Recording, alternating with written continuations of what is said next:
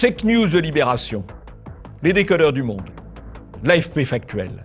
Ils sont des dizaines et des dizaines à défendre le politiquement correct au sein d'entités gavées d'argent public, de votre argent. Et nous, sur Immédiat, nous sommes une toute petite équipe pour démonter les mensonges du système.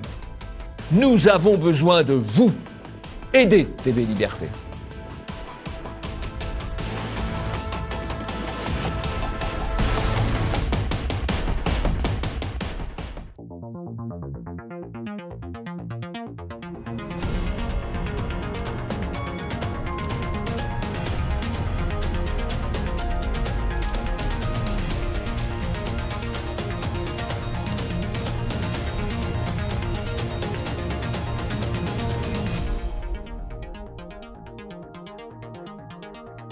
Bonjour à tous et bienvenue dans ce nouvel Immédiat. Bonjour Jean-Yves. Bonjour Nicolas. Et je vous rappelle que cette émission est évidemment disponible sur le site de TV Liberté, tvliberté.com, mais également sur la chaîne YouTube de Jean-Yves Le Gallou, donc n'hésitez pas à vous abonner. Coronavirus, intoxication médiatique ou véritable danger? C'était le sujet de la semaine pour l'ensemble des médias. En ont-ils fait trop ou pas assez? Pourquoi certains médias évoquent-ils un prétendu racisme des Français? Nous tenterons de répondre à toutes ces questions. Disparition de 4 bénévoles de SOS Chrétien d'Orient. Une affaire Mila qui n'en finit pas de faire des vagues, notamment à cause du silence de certains médias et des déclarations hallucinantes de Nicole Belloubet. L'actualité médiatique de la semaine aura de nouveau été chargée. Salvini, les médias en pleine commedia dell'arte. Bien qu'il ait énormément augmenté le score de la coalition de droite dans la région Émilie-Romagne, les médias français tirent à boulet rouge contre Salvini, évoquant même une traversée du désert. Dans ce média, vous verrez pourquoi ces médias se trompent, comme d'habitude.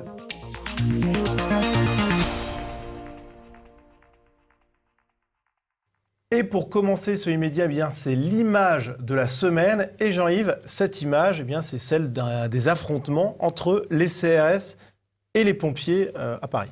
Oui, alors c'est un peu une image du chaos organisé par Macron en montant les uns contre les autres, puisque là on voit deux forces de sécurité importantes.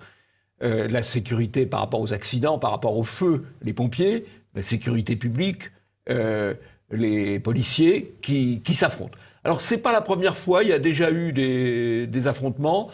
Les pompiers professionnels, c'est pas des pompiers militaires, c'est pas des pompiers volontaires, là qu'on voit là, c'est des pompiers professionnels, ils sont assez syndiqués et souvent assez vigoureux. Donc c'est pas la première fois qu'il y a ce type d'affrontement, mais c'est la première fois que c'est aussi spectaculaire et aussi massif. Et que ça donne une très mauvaise image à la France sur le plan international.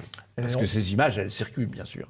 Et on peut se demander quand même, une petite réflexion politique, mais voilà, c'est quand on voit ces scènes complètement hallucinantes qui ont été pointées du doigt par l'ensemble du spectre politique français, on peut quand même se demander ce qu'attend Emmanuel Macron pour réagir et pour essayer de sortir de la crise par le haut, quoi. Mais a priori, je ne crois pas. Il cherche, il est ravi que les uns s'opposent aux autres. Toute la logique de la réforme des retraites a été et est toujours d'opposer les uns aux autres. Macron, c'est le chaos. C'est la stratégie du chaos. Ouais, ça se voit. Passons au premier sujet, coronavirus, intoxication médiatique ou véritable danger.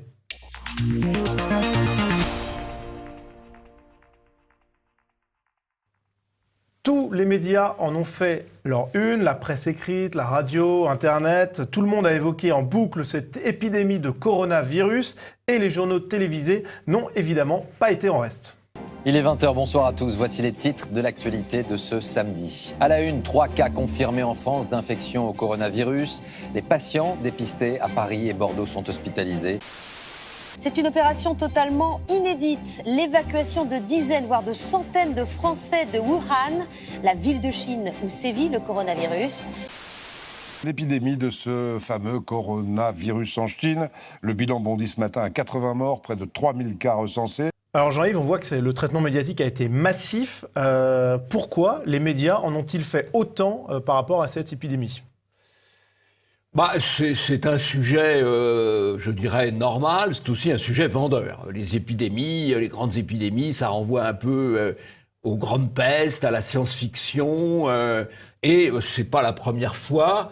Si on prend simplement dans les 15 ou 20 dernières années, les médias ont raffolé de crises sanitaires. Il y a eu l'affaire du SRAS, En 2004, un peu comparable à ce qu'on a actuellement, enfin, en l'état actuel de nos connaissances. On a eu la grippe aviaire, on a eu la grippe porcine, on a eu H1N1. Et à chaque fois, ça fait vendre. À chaque fois, ça fait vendre.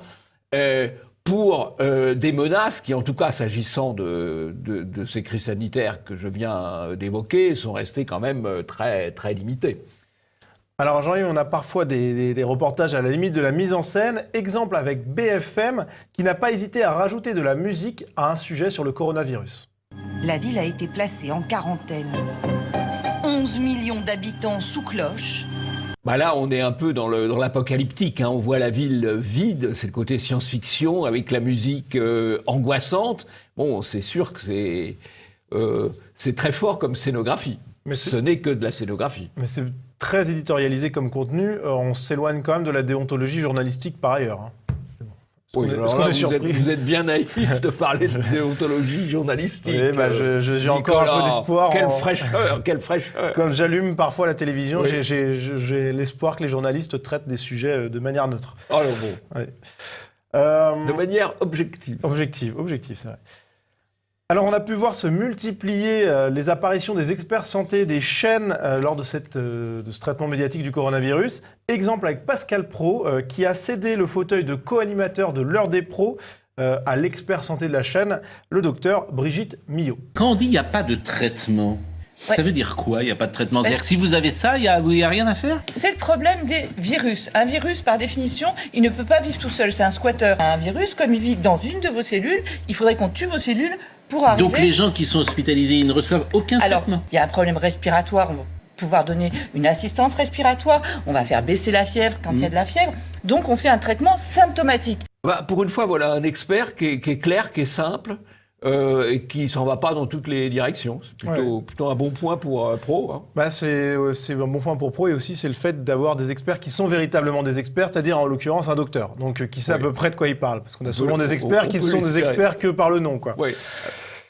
Alors, que penser du virus sur le fond? Alors, Jean-Yves, je vais vous passer un extrait d'une émission de Sonia Mabrouk qui laisse à penser que le danger est très minime, et je vous laisserai commenter cet extrait ensuite. Olivier Bouchot, vous nous dites tout va bien. En fait, nous sommes habitués à faire face à ce genre de virus pour le moment, avec des cas qui sont assez finalement peu nombreux et maîtrisables.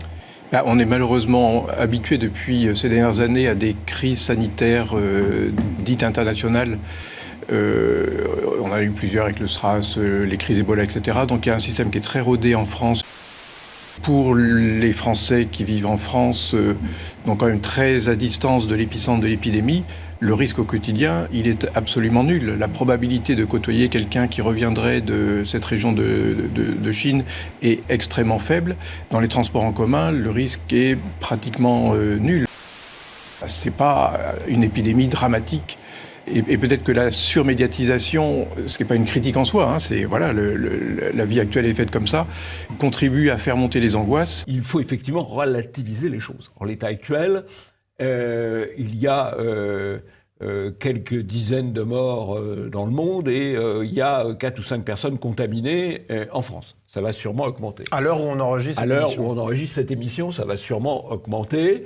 Bon, il faut quand même savoir que une grippe normale en France, c'est 10 000 morts. Ça a été 10 000 morts en 2018. C'est donc pas négligeable. 10 000 morts, d'ailleurs, souvent des personnes très âgées, parce que la grippe est une maladie opportuniste. Donc, pour le moment, nous n'en sommes évidemment même pas là. La dernière crise sanitaire qui a fait beaucoup de bruit il y a une dizaine d'années, le H1N1, c'est au total 18 000 morts dans l'ensemble du monde. Donc, ça reste assez limité. Alors, c'est vrai qu'il y a eu, dans un passé plus lointain, beaucoup plus de morts avec des épidémies mondiales. Je pense à la grippe de Hong Kong, qui avait fait plus d'1 million de morts en 1967-68. La grippe asiatique, 10 ans avant, qui avait fait, elle aussi, plus d'1 million de morts. Et bien sûr, il y a encore dans les mémoires collectives, même si c'est très lointain, la grippe espagnole au moment de la fin de la guerre de 14, qui, elle, avait fait au moins 30 millions de morts.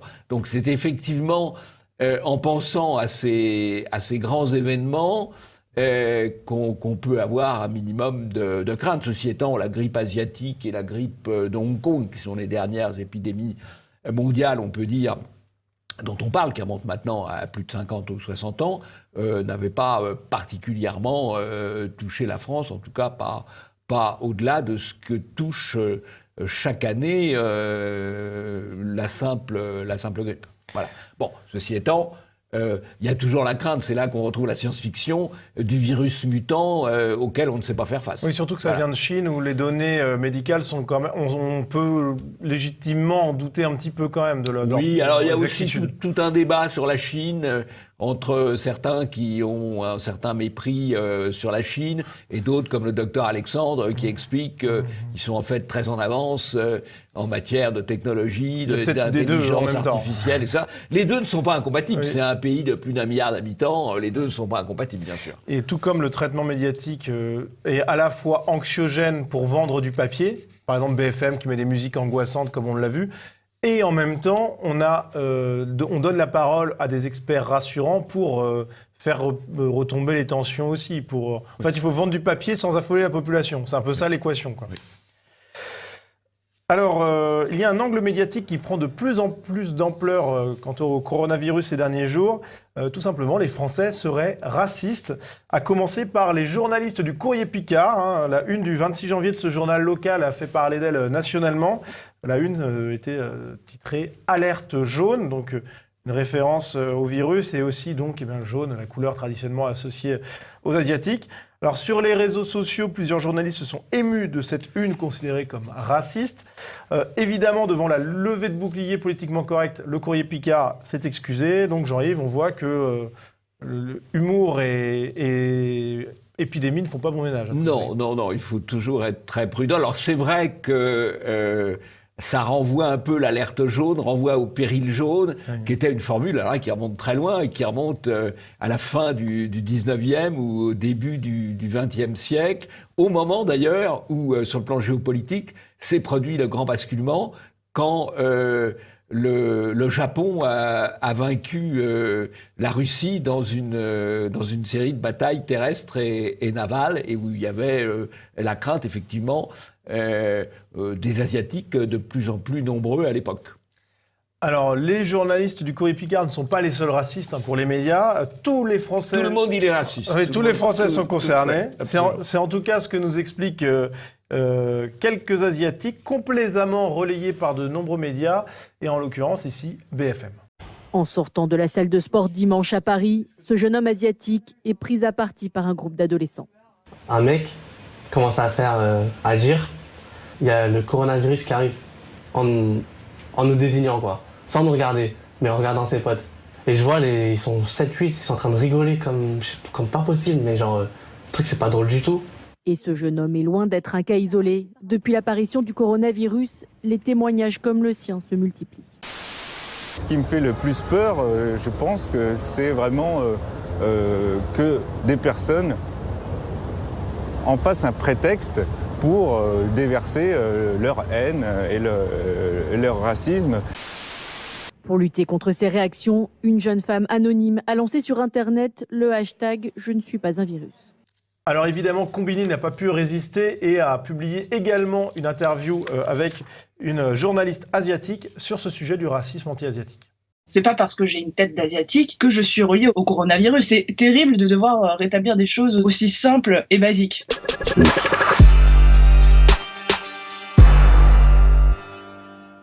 Il y a vraiment des gens qui se font interpeller dans la rue, qu'on regarde de façon très méprisante. Pendant cette psychose liée au virus, les gens ont mis de côté complètement leur rationalité. Ils mettent les gens dans des catégories. Tiens, asiatique, hop, virus. Et ça, je pense que c'est lié à des clichés historiques racistes. À chaque fois qu'il y a des maladies qui sont liées à une région spécifique, on a une résurgence de racisme ordinaire. Un virus n'a pas de nationalité. Oui, alors, premier commentaire, on interroge un Chinois, d'ailleurs, de dos, un Asiatique. Sur BFM. Sur BFM. Qui raconte le fait qu'il a été alpagué par 7 ou 8 jeunes qui ont blagué. Même pas, il a entendu une blague sur lui. Une blague, bon, c'est pas quand même un drame absolu, quoi. Et donc on fait vraiment d'un micro événement, un sujet de reportage. Mais c'est toute la force des télévisions ou des médias, c'est de mettre en avant les choses qui les arrangent.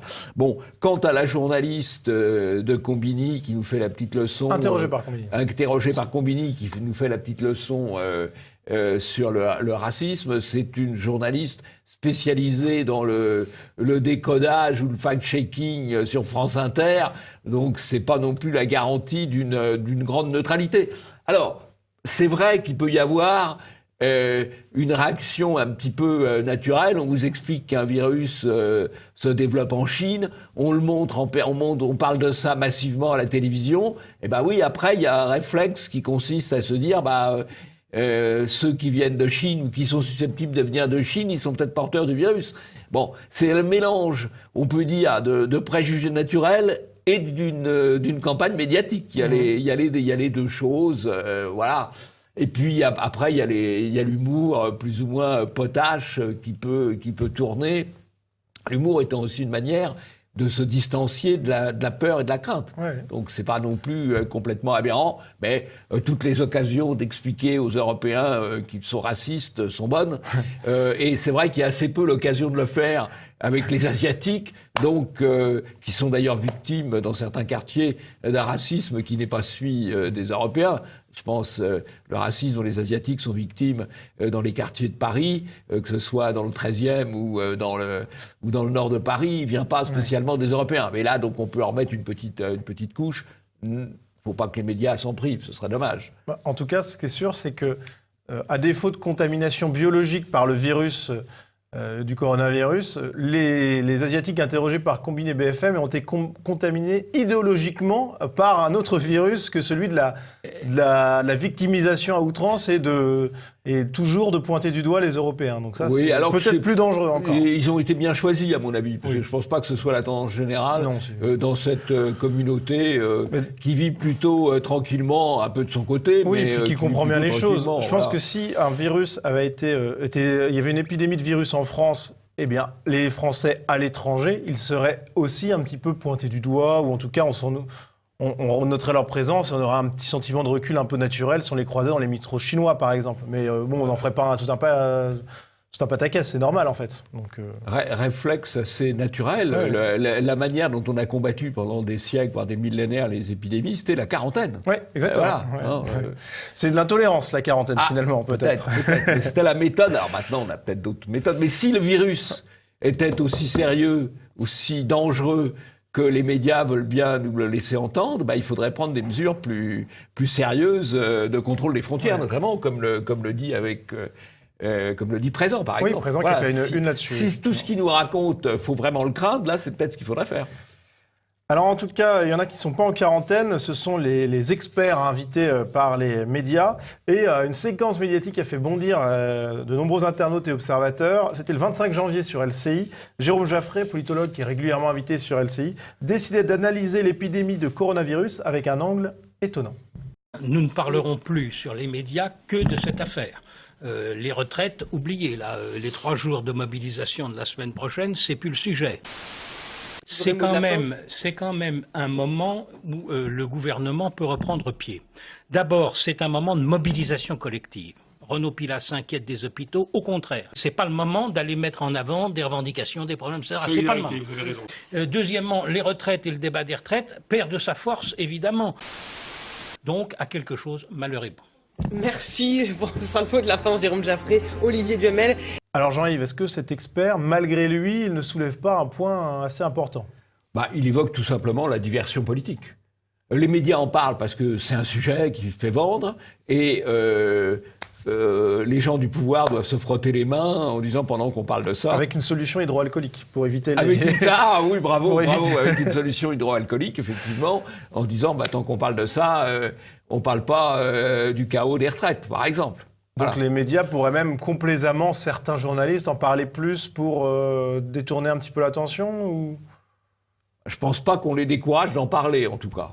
Voilà, parce qu'il y a un intérêt commercial et il y a un intérêt politique. Donc pourquoi se priver ? Donc on va dire ça comme ça. Passons à la revue de presse.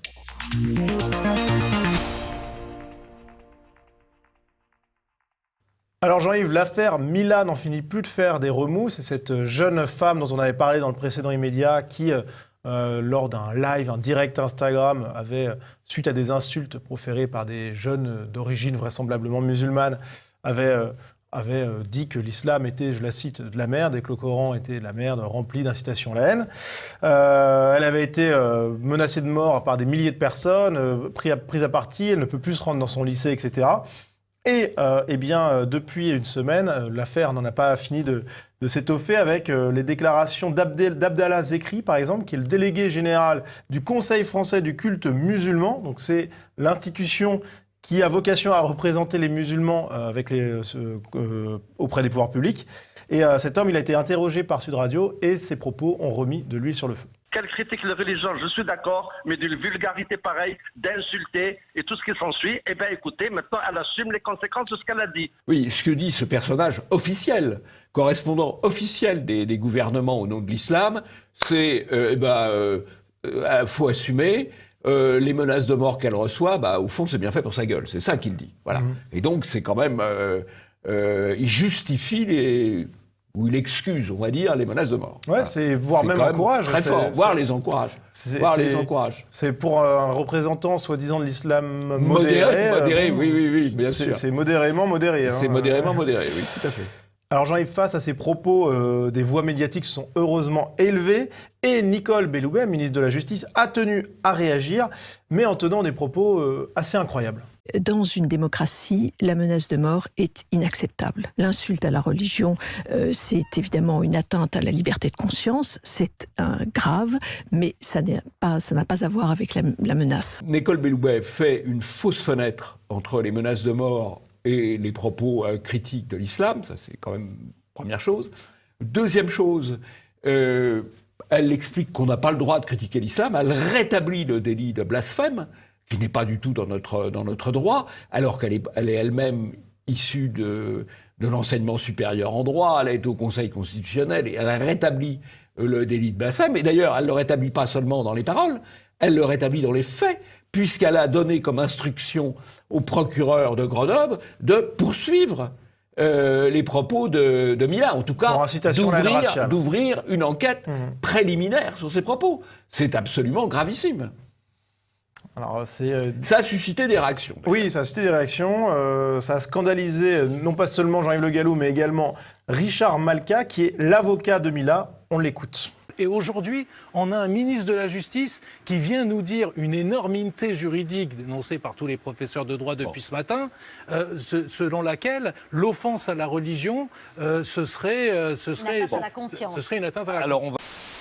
Elle ne fait que parler de la religion. Jamais elle ne parle des communautés. À partir de là, c'est la question du blasphème, du droit au blasphème, du droit à l'injure. Et contrairement à ce que pense Madame Belloubet, c'est un droit qui est libre. Ça a été jugé dans l'affaire Charlie Hebdo, évidemment, mais aussi dans bien d'autres affaires. Toujours sur le plateau, c'est à vous. Richard Malka a attaqué la gauche sur son silence. Et je vois que cette jeune fille, elle ne peut plus aller au lycée, on ne lui trouve plus de lycée, elle reçoit des milliers de menaces de mort, elle est insultée. Il n'y a pas une association des droits de l'homme qui a réagi depuis 10 jours. Pas une association féministe, pas une association LGBT. La gauche est à peu près totalement silencieuse, mais c'est un déshonneur, c'est un discrédit.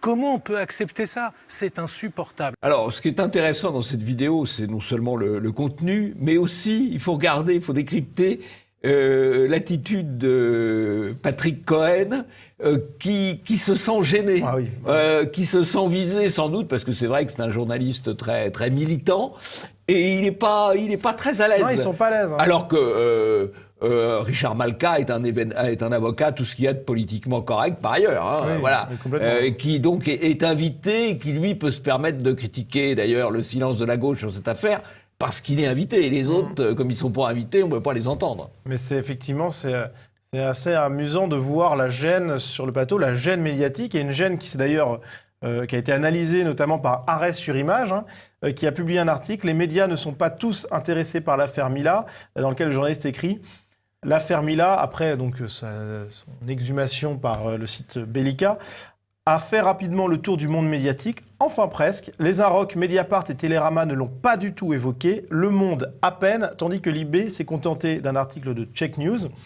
Et Jean-Yves, ce qui est intéressant, c'est la justification de la rédactrice en chef des Inrocks sur ce silence, qui déclare à l'AFP, au Arrêt sur Image, on s'est vraiment recentré sur la culture il y a un peu plus d'un an. Il y a beaucoup moins de papiers sur des thématiques sociétales ou politiques. Quand on connaît les Inrocks, c'est une explication qui fait doucement rire. Oui. Enfin, c'est la suite quand même du putsch qui a suivi l'affaire du LOL qu'il y a eu ce changement. Ce qui est intéressant... Alors, aussi, juste pour nos auditeurs, la Ligue du LOL, c'était donc des journalistes de plusieurs médias qui avaient soi-disant harcelé des collègues féminines et qui du coup s'étaient retrouvés virés de leurs médias respectifs. Absolument. Et les Inrocks... C'est une épuration en quelque sorte au sein de la gauche, où des féministes de gauche ont épuré des hommes de gauche aussi. Voilà, une sorte de guerre civile interne et de guerre des sexes interne à la presse de gauche. Ce qui est intéressant aussi de souligner dans l'affaire, c'est que l'affaire Mila est sortie beaucoup à travers le site Bellica, qui est le site de Solveig Mineo, qui est un site, on peut dire, féministe identitaire, là. Voilà. Si on peut qualifier les choses. Et c'est ce site-là qui a sorti l'affaire, qui est ensuite devenue une affaire médiatique et judiciaire. Alors, médiatique pas pour tout le monde, effectivement, mais malgré tout, quand même, même avec beaucoup de gêne et beaucoup de silence, finalement, cette affaire, elle est sortie. Et je pense aussi beaucoup grâce aux réseaux sociaux. C'est ça qu'il faut avoir en tête, c'est qu'on peut contourner la censure grâce aux réseaux sociaux. Oui, c'est plutôt une bonne nouvelle. Relayer. Alors, autre sujet dans cette revue de presse, Jean-Yves, France Culture, qui est en extase devant un extra-européen vivant dans une cité dans la région parisienne et qui est célèbre pour avoir fait du cheval dans sa ville. Cheval qu'il montait avec son casque de scooter ou de moto. Sauf que, Jean-Yves, l'histoire n'est pas aussi belle que ça. On n'a pas de chance. Vraiment, ils n'ont pas de chance. Ils nous sortent un gentil migrant venu d'ailleurs. Enfin, c'est pas forcément un migrant, c'est peut-être un Français d'origine extra-européenne. Bon, alors un Français d'origine européenne, je ne sais pas. Mais, donc, il nous présente comme gentil, qui fait du cheval dans le 93, etc. Malheureusement, peu de temps après, on découvre que le cheval est à moitié à l'abandon, mal nourri, qu'il lui manque 50 kilos. Et il faut que ce soit une association de défense de l'animal qui le récupère. Vraiment, pas de chance. Bon, encore loupé pour cette fois, mais promis, un jour, ils en trouveront un qui n'aura pas de casserole. Je pense quand même oui, c'est assez désespérant, cette affaire. Alors, Télérama qui poursuit dans son délire militant, Jean-Yves, avec ce tweet « Les propos racistes et antisémites en forte augmentation et Zemmour est toujours sur CNews ». Alors là, on a un très beau point Godwin, parce qu'on assimile Zemmour, dont chacun sait qu'il est juif d'origine, à la croix gammée. Ça, faut quand même le faire. Très beau point Godwin. Alors dans toute cette affaire, il y a aussi une malhonnêteté statistique. Qui consiste à mettre sur le même plan les menaces, qui sont quand même généralement verbales, et les actes. Et quand on regarde les menaces et les actes, on voit, s'agissant des actes, ce qui est quand même le plus grave, qu'il y a très très peu d'actes anti-musulmans, un petit peu plus d'actes antisémites, et beaucoup plus d'actes anti-chrétiens. 5 fois plus que d'actes antisémites et 10 fois plus ou 20 fois plus que d'actes anti-musulmans. Et comme on confond les menaces dont on ne sait pas trop à quoi ça correspond, comment on les répertorie, et les actes, eh bien, il y a une espèce de confusion et on attribue tout ça à Éric Zemmour, bien sûr, le nazi bien connu Éric Zemmour, c'est sûr. Donc bravo à Télérama. Ils sont en train de tuer le point Godwin, là. Qu'il continue. Alors, moins réjouissant, eh bien, c'est, Jean-Yves, comme vous le savez, 4 volontaires de l'association SOS Chrétien d'Orient qui ont disparu en Irak. Ça fait plus d'une semaine maintenant.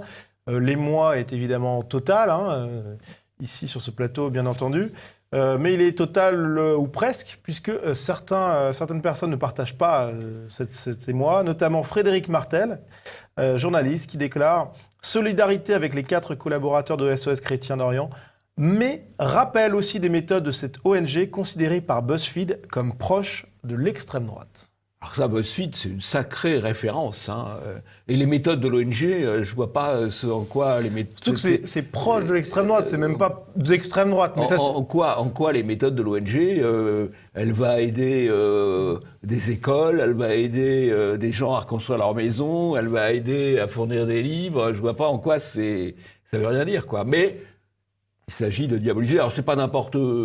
C'est un journaliste tout à fait militant, hein, Slate, France Culture, et qui a notamment fait un livre un petit peu infiltré au sein du Vatican sur l'homosexualité dans les milieux de la curie. C'est un livre tout à fait à charge. Juste pour conclure... Et les réseaux. Ouais. Pas seulement les pratiques, mais les réseaux, quoi, voilà. Moi, ce qui me choque quand même dans cette histoire, c'est que parce que cette ONG serait considérée par un média de seconde zone, très partisan, comme proche de l'extrême droite, c'est-à-dire même pas d'extrême droite, ça suffirait pour cette personne à nuancer le soutien apporté aux 4 volontaires. Je trouve ça vraiment hallucinant. C'est même pas d'extrême droite, c'est proche de l'extrême droite selon BuzzFeed. Oui, mais sous ça, c'est la technique virale. L'extrême droite, proche de l'extrême droite, proche de tout le monde est proche de lui. Voilà, c'est la viralité, c'est la viralité du mal, vu de leur point de vue. Oui, bah effectivement, ils aimeraient bien nous mettre en quarantaine. Eux, par contre, là-dessus, là, ils le font d'ailleurs, parce que honnêtement, dans les médias subventionnés, vous n'êtes pas tellement invité souvent, Nicolas. On ne sait jamais, hein. Et dans nos médias, il faut qu'ils fonctionnent avec l'argent des donateurs. Oui, c'est vrai. Voilà, c'est là que les choses ne sont pas tout à fait égales. Exactement. Alors, pour finir la revue de presse sur Note Positive, Jean-Yves, je vous propose de vous laisser surprendre un petit peu en écoutant un opposant à Emmanuel Macron qui se découvre, Alain Duhamel. Pour en revenir à En Marche et à la situation municipale de cette majorité, qui, je répète, part de rien, mais risque de n'arriver nulle part, aussi tel qu'elle s'y prend. Alors d'abord le fait que dans des villes qui a priori lui étaient promises comme Paris ou Lyon, il y a une grande incertitude, sinon oui, il y a une dissidence dans les deux cas, qu'il y a le tiers des villes de plus de 50 000 habitants dans lequel il y a un problème à l'intérieur de la majorité. Le tiers, c'est complètement aberrant. Ça prouve que ce sont des amateurs. Et il reste des amateurs. Ça prouve que c'est un faux parti, que c'est un faux mouvement, que c'est un demi-groupe parlementaire, parce qu'il se fissure, le groupe parlementaire. Oui, alors Nicolas, vous connaissez la formule. Ce n'est pas la girouette qui change, c'est le vent. Et donc, l'attitude de Duhamel est tout à fait intéressante. Je crois que c'est un indice qui annonce le fait qu'un jour ou l'autre, dans 3 mois, dans 6 mois, dans 1 an, en tout cas, je pense, avant la prochaine élection présidentielle, les grands oligarques, le système va lâcher Macron, parce qu'il ne leur paraîtra plus défendable. Et donc, dans un premier temps, ils le lâcheront, et dans un deuxième temps, ils essaieront de promouvoir un produit de substitution. En tout cas, l'attitude de Duhamel est extrêmement caractéristique. Voilà un homme, je ne vais pas dire un journaliste, qui tient le haut du pavé médiatique depuis plus de 50 ans. Et donc, il a toujours su négocier les bons virages. Et là, il est en train de... Là, il le prend serré, son virage, parce que s'il passe du tout au tout... Hein, il commence à prendre... Bah oui, il a du flair. Il a du flair. Bon, on va suivre son flair. Ça, quand même, c'est une... brosse à reluire d'or au Bobard d'or. Hein. Ouais, c'est vrai. Ouais, les Bobards d'or, d'ailleurs, pour ceux qui nous regardent, la prochaine édition, c'est très bientôt. 24 février, lundi 24 février, 19h30, au théâtre du gymnase Maribel. Inscription sur bobardor.fr. Passons au deuxième sujet, Salvini, les médias en pleine commedia dell'arte.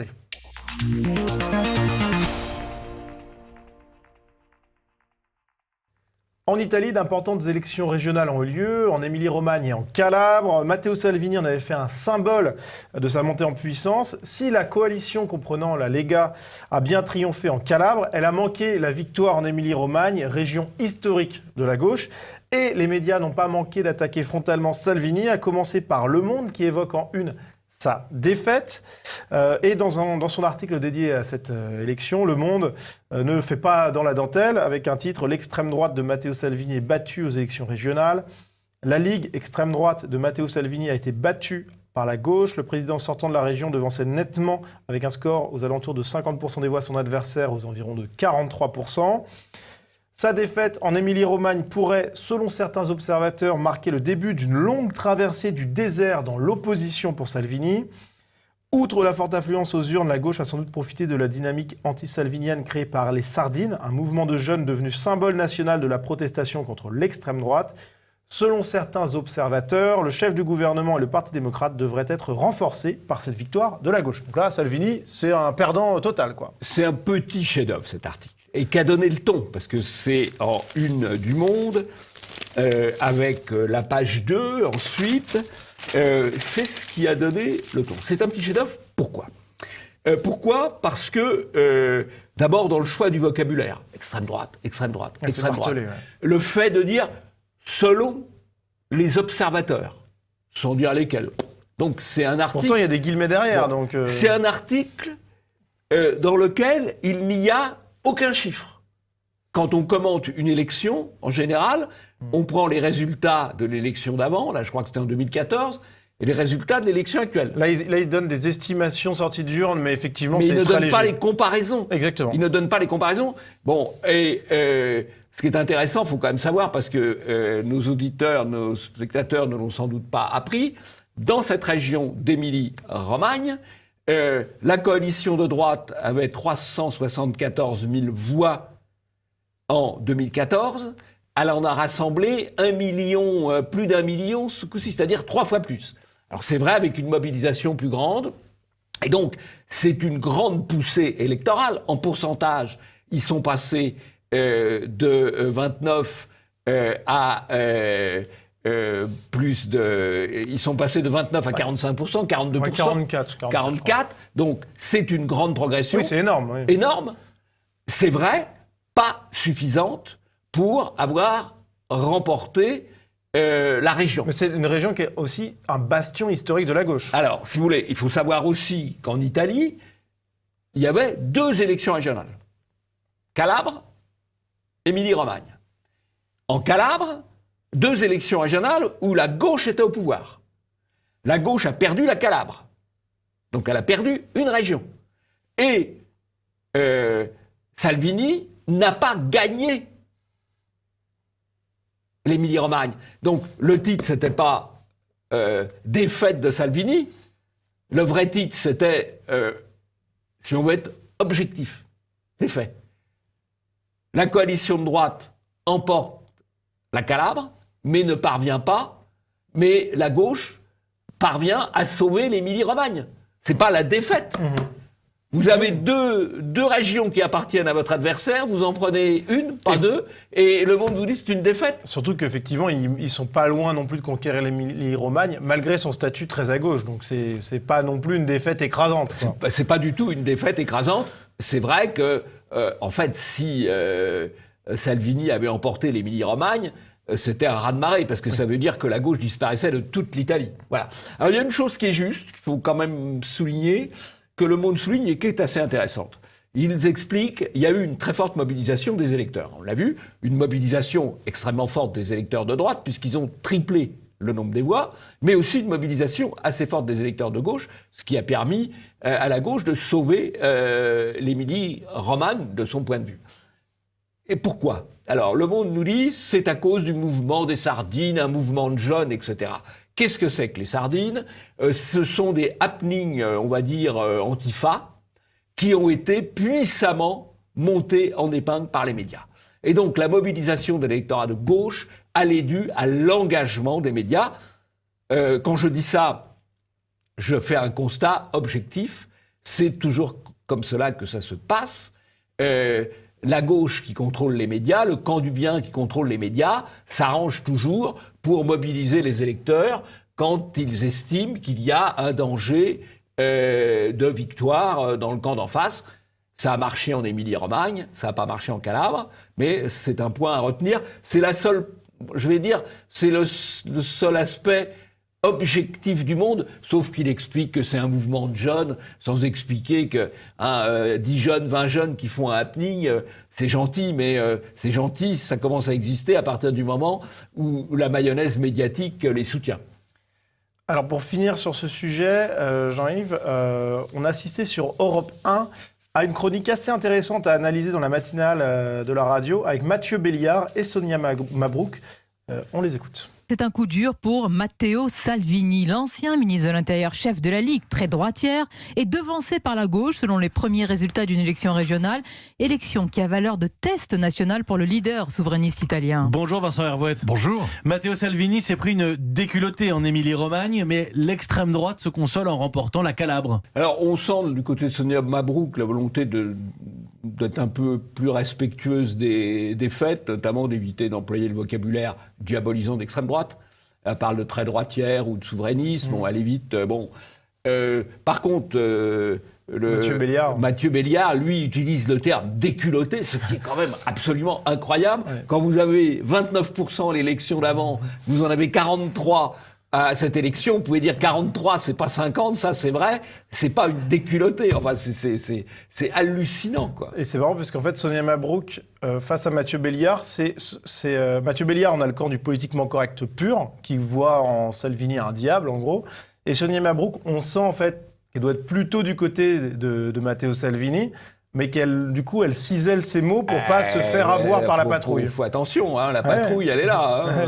Oui. Mais c'est assez intéressant à analyser. Ça rigole pas. Hein. Alors, ce qui est amusant, eh bien, c'est que l'analyse de Vincent Hervouette qui suit, à qui on donne la parole, eh bien, elle est plutôt honnête. Quelques extraits choisis. Des bobos de Bologne qui mobilisent la jeunesse, les progressistes, les sardines des facs et des réseaux sociaux, toutes serrées pour faire barrage aux requins et aux raz-de-marée populistes. L'Émilie-Romagne, c'est le donjon de la gauche, sa vitrine, c'est plus que ça même, c'est son laboratoire. C'est là que le Parti communiste a abjuré la dictature du prolétariat, c'est là que Beppe Grillo a lancé Mouvement 5 étoiles. La Ligue contrôle la plupart des régions italiennes, hein, c'est pas ça qui est très important. Mais ça fait 6 mois que Matteo Salvini, Vincent, échoue à provoquer des élections anticipées. D'ailleurs, des élections qu'il gagnerait selon les sondages. La Ligue reste le premier parti d'Italie, mais la participation massive des urbains et des jeunes assure la pérennité du système. Un commentaire, Jean-Yves, là-dessus ? Bah non, pas de commentaire, parce que c'était une très bonne analyse électorale, assez fine, de la réalité. Donc ça prouve qu'on peut aussi quand même entendre des choses justes sur certains médias dominants. Là, c'est précis, c'est historique, c'est factuel. Bah, c'est historique aussi d'avoir une bonne chronique sur Salvini dans les médias par les temps qui courent, c'est quand même assez rare. Ah oui, tout à fait. Alors, c'est bientôt la fin de cette émission. Jean-Yves, je crois que vous n'avez pas un coup de chapeau aujourd'hui, mais un hommage. Je voudrais évoquer la mémoire et rendre hommage à une grande figure de la droite nationale, Roger Hollande, qui est mort cette nuit, hein, à 91 ans, et qui a eu une carrière guerrière et militante extrêmement longue, puisqu'il commence en 1944 à 15 ans lors des batailles de la Libération, qu'il est engagé volontaire en Indochine, puis en Algérie, où il voit le feu de près, comme il l'avait dit quelques années plus tard, quand il était député du Front National, de 86 à 88, à des opposants de gauche. Taisez-vous, vous n'avez vu siffler que des balles de tennis. Lui n'avait pas vu siffler que des balles de tennis. Il a eu ensuite tout un engagement. D'abord, grand reporter, c'était un grand reporter, c'est-à-dire quelqu'un qui allait sur le terrain, qui racontait pas des histoires, qui allait voir en Afrique et ailleurs ce qui se passait, avec beaucoup de talent de plume. Ça a été un essayiste, et puis un combattant politique de la droite nationale, tout au long de sa vie. Voilà. Et Roger Hollande a rejoint la Grande Armée des Ombres. C'est la fin de cette émission. Merci à vous de l'avoir suivi. Et Jean-Yves, on se retrouve la semaine prochaine. À la semaine prochaine.